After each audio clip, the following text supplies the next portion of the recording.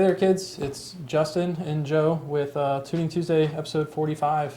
How many episodes are there in a year, Joe? It should be 54. Is there 54 weeks in a year or 52? 52.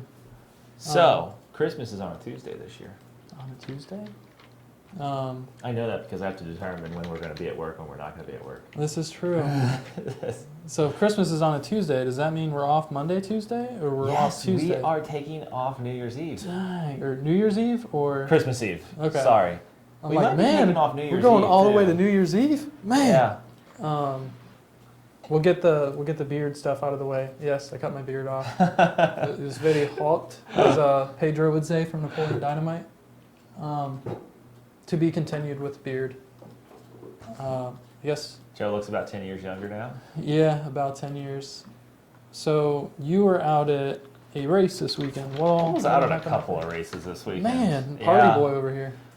Me and Rebecca rolled into to Lights Out. No, not Lights Out. No Mercy 9 at about 1 a.m. on Wednesday. Got done with work here, loaded up, headed to the track. So had a pretty awesome weekend out there. A little bit of fighting with the car, but we ended up beating it. Nice. So Rebecca will talk more about those results. But yeah, we actually did Burnout Box live from the track, the staging lanes of the track. Was the reception good there? It was pretty good. Okay. I just did it from my cell phone. I know that we fought that sometimes at events sometimes, so I figured in Georgia I wasn't sure how reception would be. So we're already being asked, since you mentioned Christmas, whether or not there are going to be any Christmas specials coming up. What would you like to be on special for Christmas? Ask and you shall receive, maybe. And since it's only 10:30 where he's asking from, I'm assuming it's in California. Okay. That makes sense. Damn, it's early. Larry Lewis is chiming in saying good afternoon from New York State. And Dorian is here waving. Hey, Dorian. Hi, Dorian. Eddie Howard, baby, is also on saying nice haircut, Joe. We got all these fans already online to watch us. Hanging out with us. Go ahead. No, like this is like Tuesday. There's all these bright lights shining on me. I just got to work like an hour ago because I was running errands this morning. So, do we want to speak on that errand running you did and some yeah. possible stuff that might be coming? Yeah, we were working with a local machine shop that a couple of our buddies run, and so we got various engine projects around the shop. Track Attack's getting a built engine, nothing crazy, but I think you're going to be making a solid run at more rear wheel horsepower Track Attack. I mean, everybody knows Track Attack hit like 980, 1020, something like that, you know. The infamous spike. Yeah, the infamous spike. So we'll run it out to $8,000 this time instead of $7,000. It's going to have like good parts in it this time instead of stock rods and pistons. And we're going to put some corn to it. Because, man, people... They want the corn. They want the corn. But what's funny is like one of our YouTube videos, I was doing comments last night on one of our YouTube videos, and people still think C16 is like a better race gas than corn.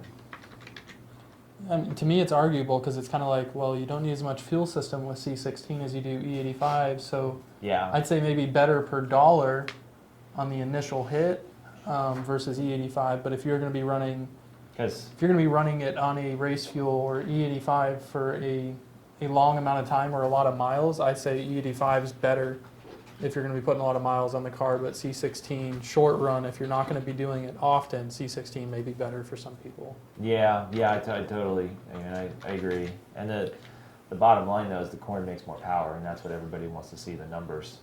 I was talking to a racer this weekend that runs X275. He's like, yeah, I put pump E85 from the Turnpike in my race car. I'm like, man, that's great. That keeps the racing bill low. Yeah, it does. Because I know how much you spend in diesel to pull your motorhome and your stacker to the races. Yeah. You know all too well. Go ahead. You're good. I just said you know all too well. Sorry, I thought you were done. We good. LX347 CID would like to know how the EPA and SCT incident affects things to both you as tuners and them as consumers. That's a good question, and we've been talking about that, Yeah. studying up on it. We basically read the, what was that called? CAFO, consent and final order. Yeah, exactly. So SCT's 70-something page agreement with the federal government, the EPA, which, being that it's federal government, covers all 50 states and probably sets some precedents for small countries and territories as well. Exactly. The short of it is we have some internal policies and procedures that have been in place for a while now. That are just now reinforced, because for a while there we got a lot of flack from people saying, oh, they won't do this and they won't do that, but this tuning company will. And it's like, it wasn't a matter of we wouldn't do it because we didn't know how. It was a matter of we wouldn't do it because it was illegal, and has been since 1968. And it's become enforced very significantly. Yeah, I mean, the SCT had how many violations? 361,000? Something like that, yeah. So that's the number of, basically that number of violations is the number of tuning devices that SCT sold. So the number of potential devices, defeat devices, and defeat calibrations that could be out there. And you do a lot of business and it attracts the attention of the federal government. Exactly. You make a lot of money and they see areas where they can make a little bit of money too. Yeah. I'd say the way it most directly affects the end user is the guys that were using the preloads to defeat emissions with the rear O2 off stuff. I'd say it most directly affects them in that aspect. And in reference to the performance of your car, it's not really going to affect that too much. Yeah, I mean, that's the bottom line. If you're trying to delete your cats and then get it tuned to pass emissions in a state that requires you have a plug-in OBD2 test, that shit's a no-no. That's it's a felony per the Clean Air Act to defeat an OBD2 device. That's what the EPA really doesn't want going on. And I'd say through all of this, you can largely thank some of the bad people in the diesel community for what we're currently going through, because for a while they didn't mess with us, they just kind of let us do our thing, but then the coal rollers of the industry kind of shed a bad light on the aftermarket tuning stuff. I mean, the EPA first started talking about this in 2010 with the tuning companies, because if we go back, Superchips and Edge got fined $500,000 to $1 million by the EPA back in 2010, 8 years ago. And you know, as recently as 3 or 4 years ago, some companies that did specific diesel tuning were basically shut down. So we've done the very high, very OEM level emissions testing on a lot of our supercharger kits and our tunes, and to show that we can make horsepower without increasing emissions. And I think that's a good thing, because the government's willing to play nice a little bit. Yeah, they're willing to give us that little bit of leeway we need to still give you guys the power that you want. And that's the only way this industry can continue to move forward. Yeah. As long as we have that leeway, we can play within the field. Yeah, play within the rules. So that's just, you know, like I was saying, turning off check engine lights and passing emissions tests and all that dark side of tuning stuff is honestly got to go away. It's their main goal through all of this. Daryl says, I have a 15 twin turbo F-150 50. What MAP sensor do I need to use, since these do not have MAF? EcoBoost MAP? Question mark. I believe that Daryl had actually messaged me. I think it's like Daryl Vanguard or something. Yeah, Daryl Vanguard. It's one of the EcoBoost MAP sensors. I don't remember which one. I want to say it's like the SHO part number, the 2.5 bar that the 0304 Cobra uses as well. Yeah, it's ringing.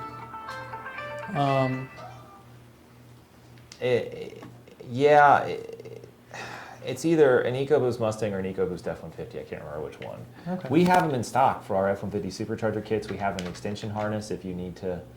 I guess if you're just going to put it in the lower intake, you don't need to relocate it. Probably. Yeah.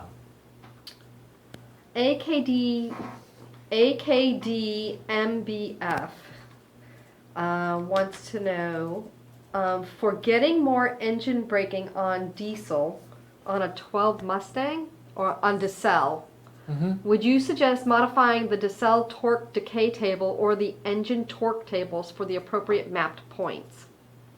You can actually command less torque on the low Driver. throttle positions in the driver requested torque section. Yeah, and if it's on a 12, it's driver demand engine. The other thing you can do that the track key calibration does is in the, I believe it's an optimal stability. You can change the cam track to create more engine braking. And I have a couple of track key calibrations on my laptop, but I don't remember how they do it. Okay, I think it's like a weighting factor 7 or 8 in optimal stability Yeah. at the higher RPMs, and then towards the lower RPMs it transitions to like, Back to a normal 0 or 1. yeah, exactly. Yeah, but that's kind of the short of it. If you have a couple different files to look at, you can kind of deduce what it is. It's probably throwing the intake cams to like -40 or something on Decel, I'm guessing. Yeah. James wants to know, what kind of a time difference can one expect from going E85 versus 93 octane on a full bolt-on MT82 card? FBO. I think we touch on this just about every week. It really depends on the quality of the 93 that you're using, or the quality of the fuel if you just want to talk in general. So I'd say it's middle of the road, maybe. Yeah, we'll call it middle of the road, decent quality 93, 15 horsepower going to E85. If you're on 91, 93 in that region, 20, 25, but it's not be all end all on a naturally aspirated car. It just allows you to get every ounce of power that is easily attainable just by fuel quality. Yeah, I mean, naturally aspirated cars, we run pretty much close to MBT timing already, so the couple extra degrees we can run with the 85 helps a little bit. I'd say it helps more from the consistency standpoint. Yeah. Basically, you can never knock a naturally aspirated motor on E85. David Lindsay says, so he's responding to what he thinks should go on sale for Christmas. I know he says VMP tuning devices should go on sale, please, and carrots. And carrots. And carrots. Carrots, okay. Like stewed carrots or like... Rebecca made dumplings last night with carrots. Ooh, in man. there. Yeah, they're pretty good. Yeah. Good times. Dorian Johnson wants to know, what are your guys' thoughts on VP Extreme Unleaded? I think it's like 120 octane. Unleaded race fuel. At that point, just use import. It's been a popular topic since Shell had URT Advanced 116. I remember I was sent some to test, and I get this clear jug delivered via FedEx at my front door. Magical. And then Golf 116 unleaded race fuel. And now you've got VPs finally in on that game. I mean, Dorian, it's... C16 is the end-all be-all gasoline-based fuel, you know, so I'm not, like, yeah. Right. Yeah. I'm just not, like, real, I'm kind of, it's shit either works really good or it doesn't work, you know? Jay Pacheco. Is that Pacheco? I know who you're talking about. Okay. Ends in an I. Says, save my car, Joe. Save my car. Save my car. It looks like you're already doing a pretty good job of that yourself, Jay. James says, when are the old school 390 FE Ford Supercharger intakes coming out? Is that something Matt's working on? No. No, He wants a trick supercharger question. kit for his Ford Thunderbird. Oh. Because I think the Ford Thunderbirds ran a 390 FE. Coyote swapped that bitch. Yeah. Yep. And I think older Ford trucks did too. Ah, yeah. Robert wants to know, for a 15 Roush Phase 1 supercharged Mustang, have you ever heard of the computer being locked and not accepting an SCT device? Absolutely. On a daily basis. Yes. We can tune it. We have the power. We have the power of the to tune dock side. it. Yeah. To unlock it. Angelo wants to know, when are we doing more truck videos? So he wants specific truck videos. Angelo? Actually talking Well, about that last night. Gosh darn. We're going to be reeled in a race truck. Goddamn race truck. Joe Bob? Joe Bob Thornton. Yeah, we'll be doing some more truck videos here soon, man. Dave Lindsay says, sweet Thunderbird supercharger is a cool idea. Mm-hmm. I think it's cool, but I just don't think it's going to happen. Get a good machinist and have a adapter plate built for one of our blowers. Make an adapter plate, yep. Top mount 671 style. John says, some companies sell a kit which runs... How much do you... And spin it entirely too fast, you could potentially start to blow seals, but on our superchargers, the nose drive is sealed. It has a certain amount of oil in it and a certain amount of airspace to allow for expansion, and that kind of just works. Alan wants to know, what are your thoughts on BOOSTane versus VP Octanium? I use the VP now to bring 92 up to 100 octane. I believe the two, if you're just going from 92 to 100, are very similar. If you were going to go anything over 100 with it, I'd probably lean more towards BOOSTane. Nicholas says, I'm too lazy to look, but does the Roush kit that we installed on his F-150 have an IA2 sensor? What was his name? Nicholas Boley? Oh, okay. Nick Boley. Yeah. Yes, it does, Mr. Boley. And it has a T-map too. Yeah, it's actually got two IAT2s, but they use the one in the runner primarily. John says, doing a little bit of a tune-up on my 15 GT, putting 47-pound injectors and new spark plugs. While I'm at it, is there anything else that should be replaced as the car has 60,000 miles on it? He's getting ready for E45. No, I just make sure your oil's not 20,000 miles old. You got a somewhat recent oil change, and then throw your injectors and stuff in it, get it tuned. You mean you're supposed to change the oil? You are, in fact, supposed to change I oil. thought it was lifetime serviceable, non-serviceable. Just like the 100,000 mile spark plugs. Yeah, yeah. It's 100,000 miles before they take a spark plug driver out, but you may want to change them before then. Or a coil driver. It sounded weird saying spark plug driver. You're good. Evan says, I'm looking for remove resonator on my Mustang GT 2010. This is okay for the computer in my car? Is it okay? I think it's what he's asking. Yeah, removing a resonator out of the exhaust isn't going to change anything with the ECU. Now, if you're talking about catalytic converters, then that's a completely different subject. Owner LSX says, if I will do an engine swap on a 13 Mustang, is it better to go with a 15 long block or 18 long block on a VMP Gen3 boosted application? Will the 18 long block make much more real wheel horsepower? I think what he means is short block, because you can't put an 18 long block in a The 18 motor is actually very 11 different. to 14 car. And I don't think the block is compatible with the older heads either. So I know of someone that did I want to say it was Manuel, did a customer's car with a Gen 3 short block, Gen 2 heads, and Gen 1 cams, oh wow. if I recall correctly. So it would seem, just based on that statement, that they'd be compatible, but I don't know what exactly they did to get it all to play nice together. But globally speaking here, the long blocks aren't compatible with each other. Like, you can get a 15 to 17 long block to run on 11 to 14 ECU, but it's still not ideal to have the camshafts from the 15, 17 car in there. You really want cams for an 11 to 14. But they make more power. But your intake is over advanced at idle. And at startup and Yeah. all the other phases that you can't control. So it'll idle a little bit rougher. Yeah. Ryan Reeve says, I just received an updated tune on my GT500 for the SCJ mono.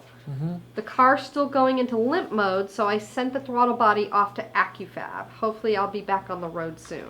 Sounds good. Gino Davis says, has anybody had the 18 GT Mustang apart yet to see if they have better oil pump gears? Or he says years, but I'm guessing he's saying gears. So even if you took it apart, how would you quantify that the gears are better? Drop them on the ground. destructive testing. Throw them at your neighbor.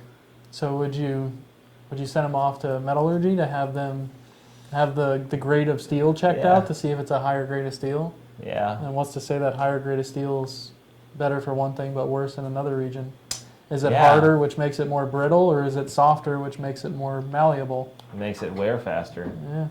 Yeah, because I mean, factory engines are designed to go like 150,000 miles. So their shit's got to be hard and brittle and cheap. Ford probably pays like $20 for a set of oil pump gears or something ridiculous. Well, it's probably less than that. Yeah. Yeah. Dale says, just wanted to ask about the TVS 2650 Roush 18 Mustang update and how much longer until the pulleys are ready. Wanted to know lead time before I order. Thanks. Very, very, very soon. I think Joe and I were talking about that yesterday. I think the pulleys are getting cut, and we've been doing some tuning on our car, so yeah. Soon. We actually have a couple of Roush cars here to tune. Yeah, we have 2, and then I think 1 more coming in. Alan Howard wants Justin to explain how to warm a clutch up on the dyno so it doesn't slip. That's a good one, because Alan, we were talking about that on the VMP Gen3 Cobra owners group. Alan, I do this, and Joe does it pretty similar. I just drive up and down through the gears. So you're sitting in the car in the dyno, you push the button on your pennant to take the dyno brake off, and you take off and you go first gear. I don't goose it too much in first gear, because anybody that's driven on a dyno knows when you have a lot of mechanical advantage, the car tends to go sideways on the dyno. It's never hopped off the roller or anything bad like that, but you goose it a little bit. You go into second gear, you goose it more. By third gear, you can give it kind of a quick blip. And fourth, fifth, sixth, and then I downshift and I give it a quick blip, and I feel, all those gear changes and hitting it with all that torque for a second builds heat in it. And you just do that a couple times, and it usually holds for a run. The other thing is, too, if you do a run and it slips, usually the second run, it won't slip, right? Yeah, and not to contradict what you're saying, but my belief or how I do it's engagement. Okay. So I go for a little bit of slip on the engagement. Oh, Once it's in gear, in my head, unless it's slipping, unless the clutch is just slipping, period, when it's engaged, you're not actually putting any more heat into it by goosing it in gear unless it's slipping at that point. Right. So what I do is I try and, like you do, go up through the gears and give it just a tiny bit more slip than I normally would to try and generate more heat. And then when I get up into like 6th gear, I bring it down through each individual gear with a little bit of negative torque by letting the engine come down to an idle and slowly releasing the clutch as I downshift to just kind of get that engagement heat in it, because the heat only occurs when the two are operating at different speeds. Your flywheel and your drivetrain are operating at 2 different speeds. Right. But that's, he asked for Justin's opinion, so. Oh, no, your opinion is important too, Joe. So. But yeah, engagements is my biggest thing. Invisible 10 said, recently pushed the head gaskets out on my Illuminator in my 14 Roush. What gaskets and studs would you recommend as replacements? Get into tricky territory, because my belief is that if you do head studs, you really need to have the block line honed, especially aluminum block stuff. But if you're just looking for a cheap quick fix, I'd say a stock replacement head gasket with an ARP head stud. But yeah, we were talking about that at the machine shop today. Proper way is hone with a deck plate with the studs, because the studs pull on the block structure differently than head bolts do. And head bolt actually twists as it's going in and does all kinds of weird stuff. A stud is a more accurate clamping force. My theory, having rebuilt a couple of illuminators and done studs and stuff like that, is that the real crutch of the Illuminator is deck surface. You really want to have it machined flat with a very, very fine finish. like as smooth as you can get that sucker. RA is a big topic with MLS head gaskets, but smoother is better. And you do the same to the heads, and you put all the shit back together. Hopefully have a better seal than you did the first go around. Yeah, it should stay together. Because Illuminators are just factory engines taken apart, better rods and pistons put in and put back together. Adam says stock Roush Stage 1 switch to a 72 millimeter pulley and E85. What boost and power are we looking at? A lot. Yeah, 72 millimeter pulley, E85 boost. You'll probably be 14 pounds depending on what your inlet setup's like, and then power. We'll go manual for this case and call it 750s. 750, yeah. Depending on how aggressive the tune is, you know, you've got 14, 15 pounds of boost. You've got corn. It's pretty much whatever you want to dial it up to. Yeah, You know, but 750 is a good middle of the road number with like 20 degrees of timing. Yeah, and we're calling that stock exhaust because you didn't Yeah. mention anything about exhaust work, so I'd say 750 is pretty attainable. I mean, you could run like 25, 26 and maybe make more, but maybe not. It's here's what everybody doesn't really talk about, because you know there's all kinds of track numbers and dyno numbers on the internet, but how hard are you pushing the combination? Most people don't lean on stock motors that hard, because if it And by knocks, lean, do you mean air fuel or? timing. Okay. Yeah, that's a Because people will misinterpret that. They'll be like, oh, do you run an 85 lambda? No, we're talking about something else You're here. talking about power. That's a good point. When I say lean on, I mean like make power with something. And most people don't lean on stock engines a whole lot because they're fragile. But then when you got a built motor, you just put as much time in as you want into it. I mean, within reason, of course. Yeah, And 45 degrees at 2.0 load. yeah, and that way you make numbers more easily. It's all relative. Like, do you want to drive the shit home from the track, or do you want to get one glory run out of it? Exactly. Because let's be honest, at 750, you're definitely pushing the edge. But we just had a video came out where you made 750 on the dyno. 93 and Octanium. And how close Not was that to Octanium, the edge? BOOSTane. That wasn't too bad. I'm No. going to say that car was only 13 pounds of boost? 13 pounds of boost, and that was around 21 degrees. 21 degrees. So you got conservative boost number, conservative timing number. With, say, 24 degrees, if you had the octane to support that, what do you think it would make? Probably 780, 790. Yeah. And if you had E85 in it? If I had E85 in it, I'd probably shoot for that 800 number. Yeah. Just to put everything into perspective for everybody, because I think I'd probably start with more boost, though. if If had I was on the corn, 85, yeah. you'd have like an 82 millimeter pulley, you'd make probably 14, 15 pounds. Yeah, I'd start there. Jason Hager says you need more beard, Joe. I'll grow it back for you, Jason. We'll braid them together one day. James T43 says FE Ford engines were produced from 57 to 76, and that engine platform has seen a big resurgence in the last decade. Worth research, maybe? They started life as a 331 inch and ended up as a 428 CJ. Nice, nice. David Lindsay says, I have a 13 GT California edition. What injectors do you guys recommend, and what fuel system? Did he want to go E85? He did not say. So just like in general, what fuel system? I'm going to say what fuel systems comes with our Stage 3 Gen 3 supercharger kit. It's good for, like 600 to 800 on gasoline. It's just 1,000 cc injectors and a fuel pump booster. Yeah. Now this is gasoline.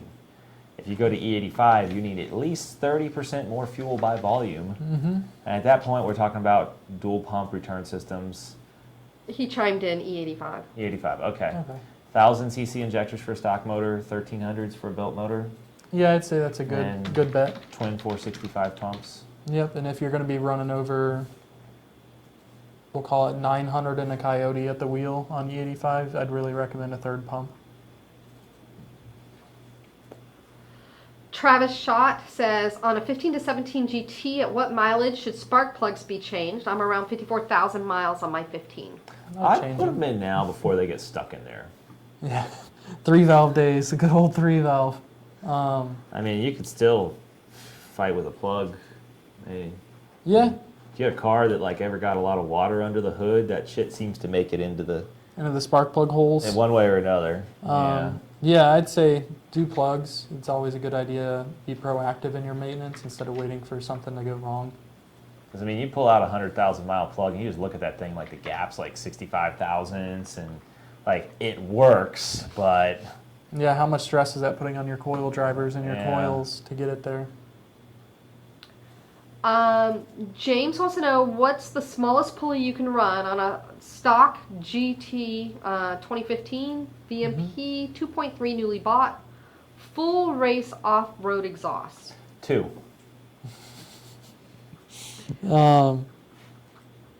I'd say smallest pulley you can do on pump gas with reasonable expectations of it living a long life.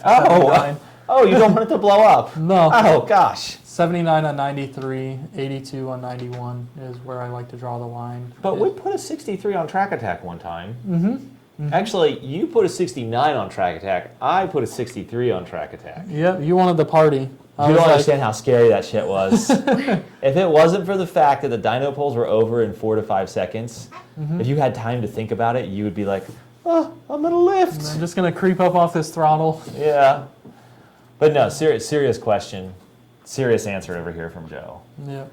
79 on pump gas, and then like on an additive, did you give a number on additive? No, on an additive, I wouldn't go past a 72. I'd rather see it on a 75 if you're just running 100 octane. He says BOOSTane. BOOSTane. Yeah, if you're going to run BOOSTane, depending on your mixture ratio, so let's say you're targeting 100 octane, I'd go down to a 75. If you're really going crazy with BOOSTane and you want to target a higher octane, like let's say over 105, you could go down to a 72. You're just shotgunning that whole can of BOOSTane, the 32 ounce. Do not do that. Hey, Ian's not here, so. Oh man, when the parents away, the kids will play type thing. Mike Whedon's chiming in over here on some of the questions on YouTube. Is he doing the ad lib? No, he just answers questions periodically if there's something he can chime in on. I was hoping he's doing ad lib. Kyle says he wants to know whether or not we would recommend the VMP Gen3 over the Roush 2650. He said, I love everything y'all did for my 14, just brought 18 to get back in the game.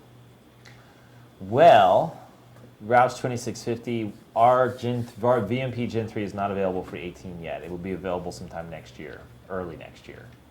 Yeah, so I guess in short, we can't really recommend our blower over the Roush 2650 because technically they're two different bolt patterns and one does not fit in place of the other. Yeah, the 18 engine's different to where our blower kit only fits up to 17. Mm-hmm.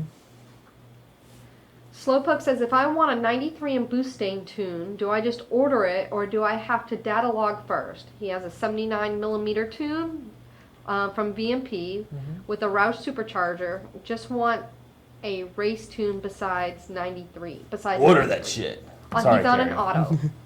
Yeah, order. Yeah, I mean, we can, like, most of the time we want to see data logs of what you're actually doing, not what you're thinking about doing, because we get that question from time to time. Hey, I want to have you tune my car. Can you send me a data log? Can I send you a data log? Well, until our tune is in that car, we don't really know what we only know how to read a data log if it's got our tune in it and we're commanding.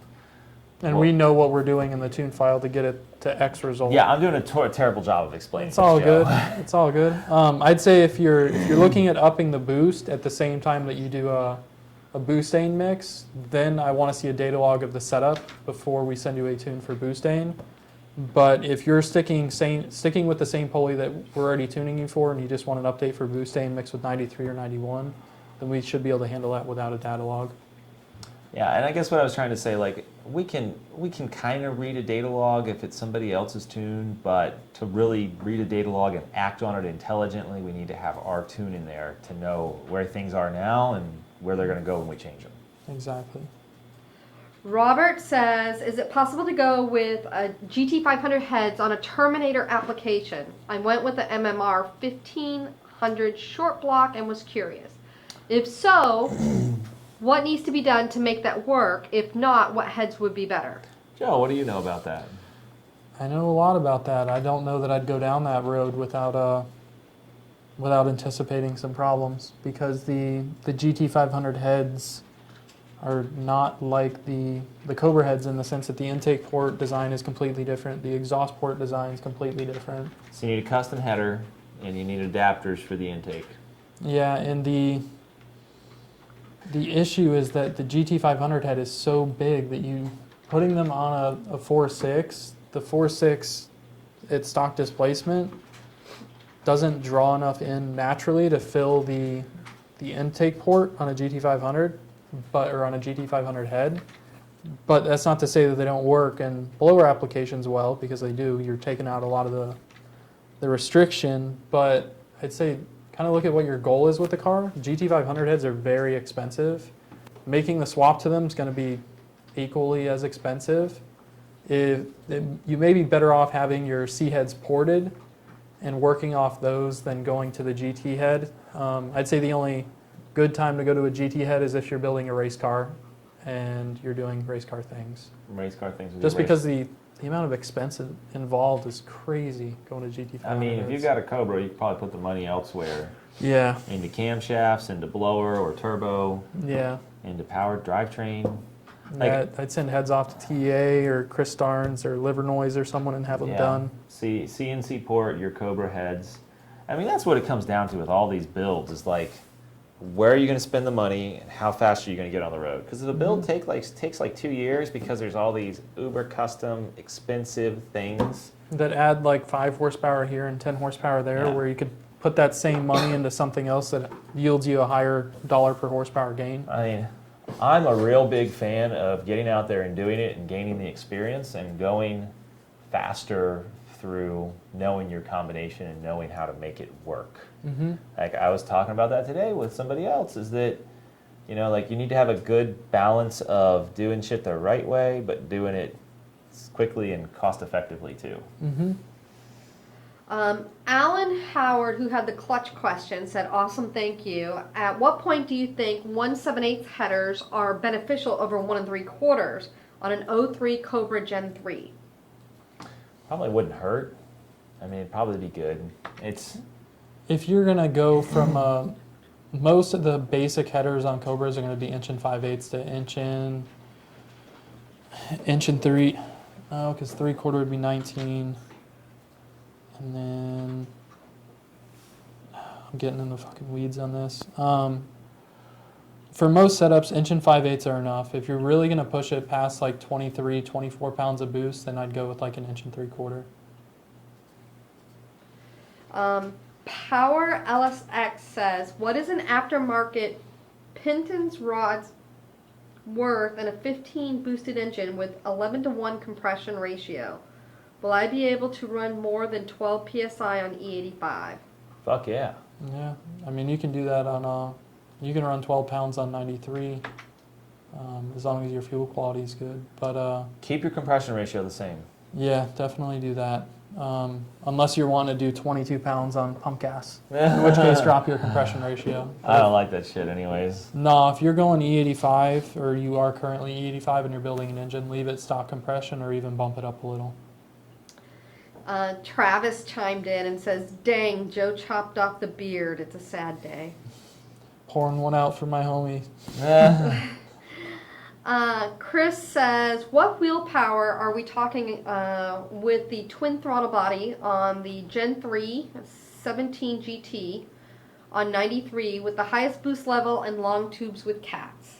I want all the Eagles for road racing. 7,500 RPMs tops, stock long block.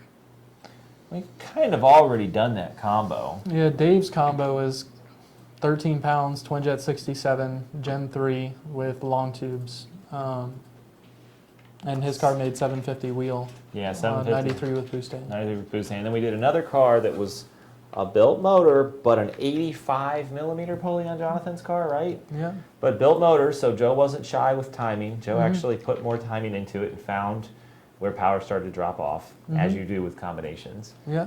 And that car made 820 on an 85 with corn. And a built motor, which doesn't make more power by itself, but allows you to be more confident in making power. Exactly, and that was an Illuminator, so that wasn't like a high compression built motor or a higher than stock compression built motor. It's not compression, so you figure your power is pretty much the same. Yeah. Just you don't have that fear factor going of like, is this going to be one of the weak ones? yeah, is this rod going to come out the bottom? Is this going to be one of the ones that doesn't make it through Hell Week? Yeah. Eric says, hi guys, I have an 09 GT500. I want to upgrade to Trinity TBS. What injector would you recommend? I would most likely be running a 93 tune daily and BOOSTane tune for the track. I would recommend the injector that Ford went with that blower. The 56 for the GT500 stuff with a stock lower pulley or like 18 pounds of boost or less, it's inexpensive. It drops right in. Joe and I get into like little technical details, like it's a twin spray pattern, so it sprays down into the cylinder the same way as the factory one. So like cold start, transients, fuel economy are all better on that injector than a single pencil style injector. Because let's be honest, like a 1000cc injector is like a whoosh into the cylinder. Yeah.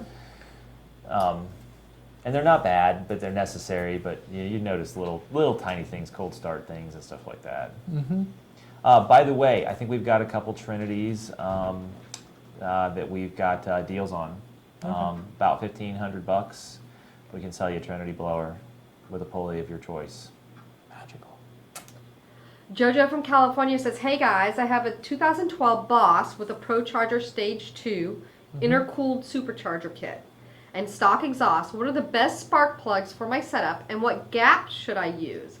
I'm on 10 PSI on 91. Thanks. I'd say a Brisk RR14YS or an NGK LTR7IX. I'd go 30 thousandths on gap. Yeah, all that stuff, colder, tighter. One step colder, decently tighter. But like gap numbers are measured in thousandths of an inch, 30 thousandths of an inch, 32 thousandths of an inch. On 10 pounds of boost, you probably couldn't tell the difference. So we just try to kind of give numbers that are just squarely in the middle. Now, if you're running like 25 pounds of boost, you're going to be down at like 20 thousandths worth of gap. Yeah, exactly. Maybe 15 thou if you're really crazy, or you might turn it up to 30 pounds of boost. It's all relative to what you're doing. I have two people asking pretty much the exact same question, and they're on two different platforms, so I'm not quite sure if it's the same person or not. So Kyle says best programmer for an 18 GT, and then Matt says best programmer for 18 GT automatic. So RevX is the only SCT device that I'm aware of that currently supports 18. RevX and BDX, they're both the same thing. They got different stickers and shit on them. They both accomplish the same thing at the end of the day. We actually have a big habit of sending you the right tuner when you order from us. When we create the custom tune, if you order like an X4 that doesn't work on 18, we're going to send you a RevX. Yeah, or if you you tell us you have an X4 already and you want us to tune your 18, we try to give you a heads up prior to sending you the tune that, hey, this tune file's, you're not going to be able to tune your car with that device. Yeah. Here's the device that you want to buy in order to tune your car. Yeah, exactly. Holden says, what's a good gear ratio for a single turbo 14 F-150 Coyote? Plan on a 3K stall. I have a 331 gear in it already. I mean, you can probably roll with the 331 and do pretty well. Yeah, I'd say the 331 would be a good gear for that setup. It depends on your tire size though, because I see some F-150 guys running like a 315 50/17, and then you see some of them that go down to like a 28-inch tall tire. So it's like going from a 30-inch tall tire to a 28, you can make up some decent difference in gear ratio between those two. Yeah, on a truck, big time. So I'd say more targetedly, if you're going to be running like a 30-inch tall tire, you may be able to get away with a 355. If you're running a 28, the 331 would be a good gear for you. Where's Donnie with like his two-wheel drive Super Swamper 33s, 31s? What does he have on his car? They are 35s if I recall correctly, or they 37s that measure out as 35 or something like that. But his truck's two-wheel drive. his N over V is like 36.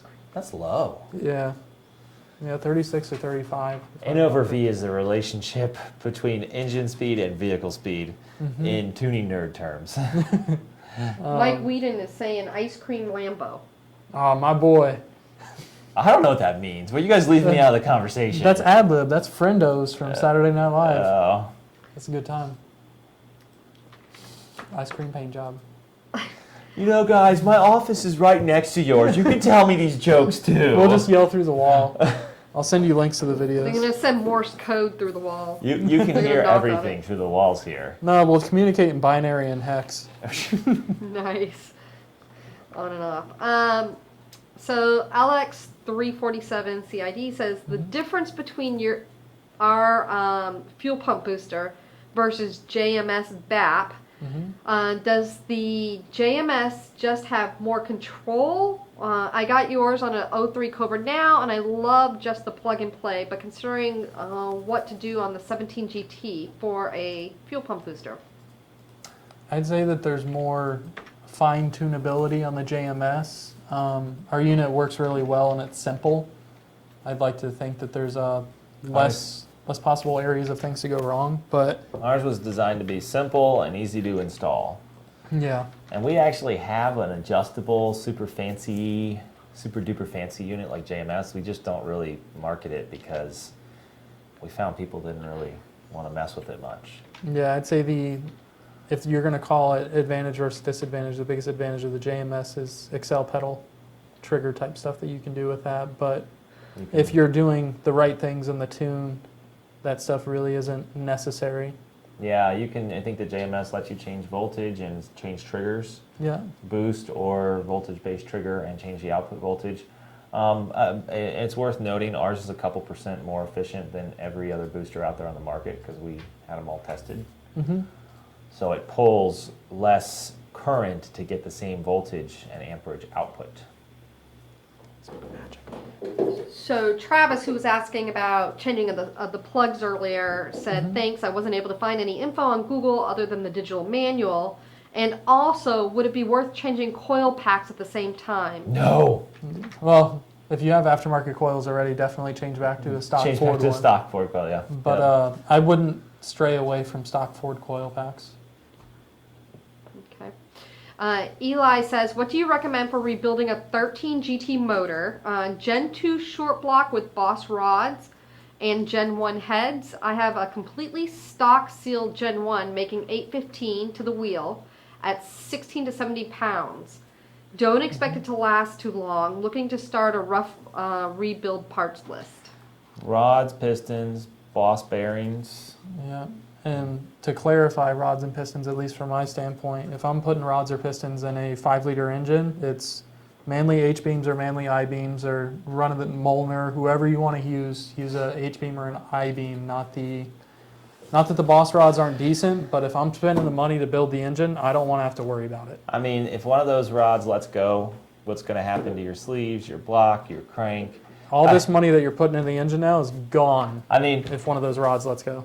I blew up my V6 one time on nitrous, and this was a push rod motor. I had to hammer the camshaft out because one of the rods went up and hit the cam journal. Did it bend the cam, like just a header behind the journal? It just nicked up the journal to where I had to hammer the camshaft out. And of course, overhead cam motors don't have that issue per se, but the shit goes through the side of the block really easy on a Coyote or even a GT500 You get to play peekaboo really easy. Yeah.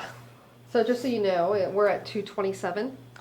We got 3 minutes left. And I have quite a number of questions still, so if we can try and kind of run Go through fast. them some. James says, a ported 18 manifold JLT cold air intake, Cook long tube in a 15 manual catless with standalone and MS-109. With 150 nitrous, what's a reasonable power number? 450 off the kit, 600 on the kit.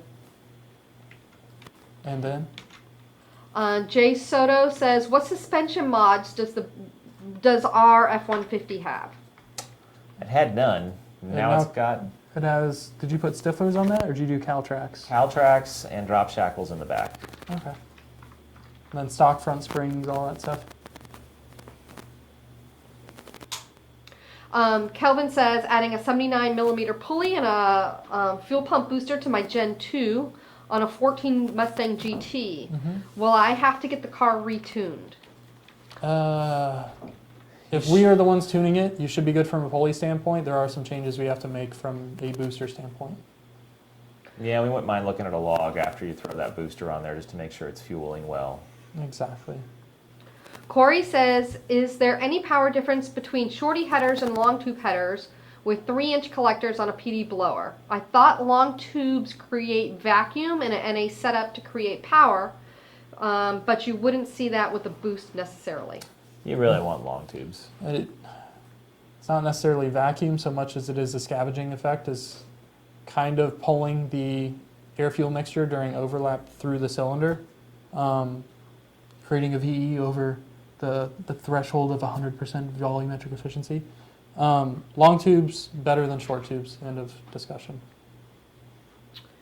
Brent says, is a tune on a stock motor on an EcoBoost a good idea? Yes.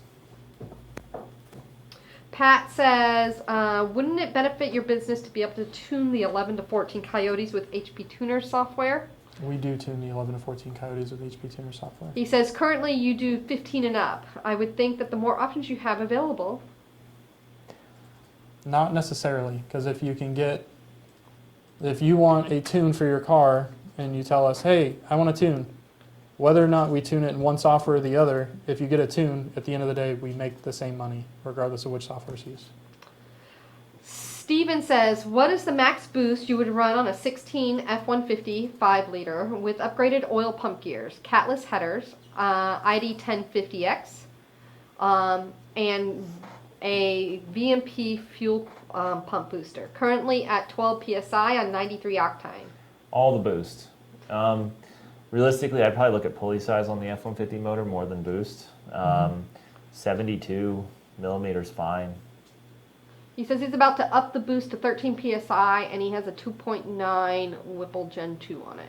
I don't really know Whipple pulley sizes very well. Maybe like a 3725 is like a 11 to 12 PSI. Yeah. A 2625 is like a 13 PSI, and then it just keeps going down from there. Okay. Adrian says, Joe, the cut and shave looks great. Thank you. You're actually getting a lot of comments coming in asking about the beard. I don't look like a hobo anymore. A lot of people are asking about it. Street Driven GT500 says, my car is currently tuned by VMP.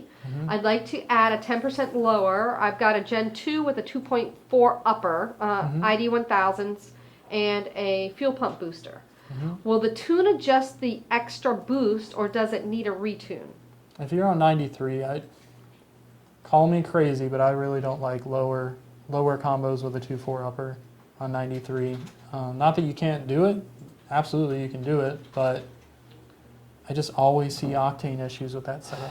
You know, we used to do it a lot years ago, but the blowers have gotten better and the octane's gotten worse. So and you can ride the octane line a lot more on a GT500 because it's low compression, but it's still, yeah, I mean, like, I'd like to see something a little better than 93 in it octane wise. He says it's on E85. Oh. If you're on E85, party then. Party. Throw a 10% lower on it. We'll have to take a look at a data log on that, because if you're depending on what cold air is on the car, you can go from being fine on cold air to being very, very close to maxing it out with a 10% lower. Slab Shack says, what RPM do you limit the different mod motors for, and why? Depends on the setup. 0304 Cobra, 6700 to 7000. 463 valve, 6700 on most of those. Yeah, 65 to 67. And then, GT500 about 65. Yeah. Now 1314 is designed to go from 7 to 7 from the factory. They don't make a lot of power up there. All the older mod motors don't really make power above 6. So you give them a little more RPM, and then Coyote 7500 to 8 if the fuel's there. Yeah, and I'd say on some of the 1112s, I go 6700 just because it seems like those guys, their cue to shift is the rev limiter. I don't understand why, but it seems to be a reoccurring problem with those guys. But I'll bump the 1112s up to 6700. The 1314s are at 7 because of the factory over rev feature. And then, like you said, Coyotes, depending on the setup, if it's all naturally aspirated 15 to 17, 7,500. If it's naturally aspirated with a CJ or a 18 manifold, like 78, 79.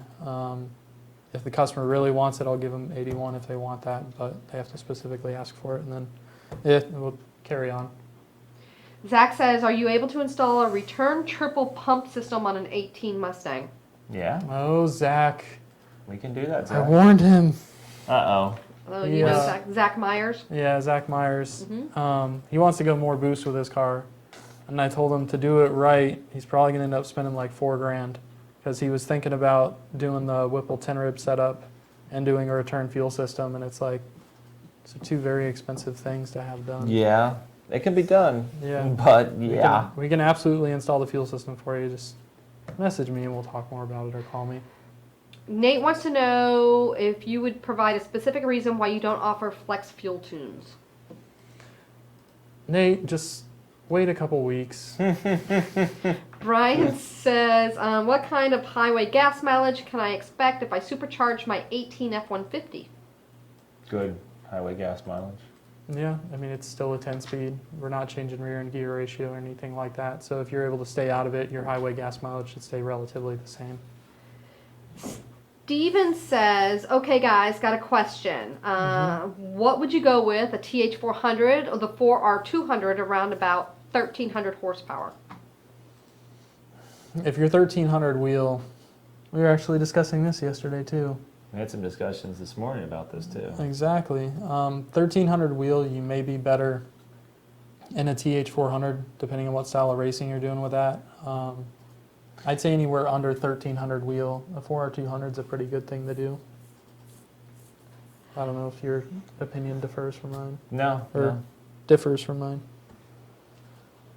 Mark Horse says, when planning to build a Ford short block with a Gen3 supercharger on top, what compression ratio and pulley sizes would make sense to safely get to the magic 1,000 horsepower mark? Pretty much 111 to 1 on everything. What about you, Joe? Didn't you say GT500? Oh, sorry, GT500. Was that right, Carrie? You said He GT500? just says, when planning to build a Ford short block. Oh, okay. Okay. So maybe 10 on GT500 if you're going to run it on corn? Yeah, and it depends on what you're doing with cams, because even on like Grant's car, I want to say we're only 9.2 to 1 on that. I think we're 9.5 to 1 on his car. Okay. But yeah, I mean, he cracked 1,000 without really too much trouble. Pulley combo with Gen3 was 2.4 and a 10% on Grant's car. Justin Young's car was 2.4, 10%, built motor, cam, relatively stock compression. He came back and said, no, Coyote 5.0. Okay. Coyote, okay. For Coyote, I want to see 11.5 to 1 or higher. With Gen 3, I'd do a 15% lower and a 69 millimeter upper. If you really want some wiggle room, do the 63 millimeter upper. Yeah, and when you go to 15% lower now, we're just getting them right into a 10 rib kit. So we're using the GT500 pulleys. A 69 is a 2.6, there's a 2.5, and a 2.4. Nice. We actually have 3.3 pulleys if you want to run it on pump gas. Nice. Yeah. Don Juan says, can y'all please put out a Camlope tune for 15 to 17 GT? That was part of training at American Muscle a couple weeks ago. Are they asking about Ghost Cam tunes? Not as much as you'd think, but we made sure we brought it up. Okay, good. Well, I think we're pretty much out of time here. Yeah. Maybe Mike can hit those questions for us. Yeah, there's 3 questions left, so if Okay. Mike wants to hit them. Sweet. Well, I guess, Thanks we'll see for- you guys next thanks. week. Yeah. Like, share, and subscribe if you'd like. Faux show. If you want to see some more videos, some more times of me shaving my beard and let my beard grow out over the year. I'm seeing lots of you people wanna coming see in my and saying how much they stubble. like the show and how great it is. And I know that there's a lot of new people in here. So Yeah, I appreciate all the new people coming in. I hear your questions and the new names and stuff like that, so that's cool. And we're trying to push some videos out on different projects we have in the shop and stuff. Yeah. So be sure to check out the YouTube. You should see some stuff coming through there. Subscribe to the YouTube, check it out, watch it, please. Look at it. Just look at it. Just look at it. Bye, guys. Bye, everybody. Bye.